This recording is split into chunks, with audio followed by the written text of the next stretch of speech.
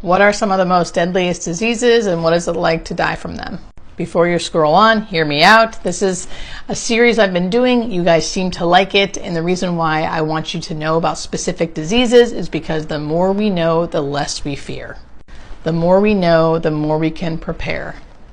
This week, I'll be talking about ALS. Now, ALS is a very difficult disease that I actually don't like talking about because it's a hard one. Many young people get it. And you do not come on hospice until the very end. It's a gradual, slow disease that can be very difficult because basically your body fully shuts down and can no longer do things like brush your teeth, walk around, eat, talk. It slowly just shuts down, but your brain is still fully intact and knows what's happening, but you cannot do anything about it. So it can feel scary. The reason why it's so deadly is because we do not have a cure for it. We do not have a cure. So people just slowly deteriorate over time. And how they eventually die is they can't breathe. So that sounds horrific, right? And I'm not trying to freak you out, but what I'm trying to tell you is how hospice can help with this.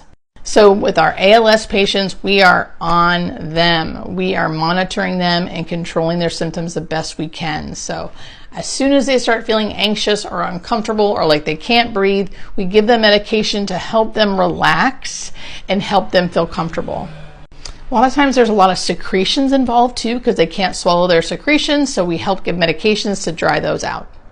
Some ALS patients do get G-tubes or feeding tubes because they can no longer swallow. Some choose not to, and we just honor what they want. I always highly recommend anyone with ALS get a smart board, which is where your eyes can learn how to use this smart board so you can communicate your needs through the smart board. This is needed because eventually you can no longer talk. A lot of patients with ALS, we end up consciously sedating, which means we basically kind of put them under until they die so they don't feel like they can't breathe. Again, this is a horrific disease. I don't want to sugarcoat that. This is a horrific disease that we need funding for to try to help cure it.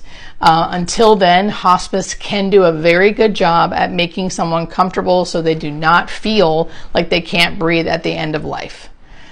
Hope this helps. Let me know which other diseases you'd like me to do.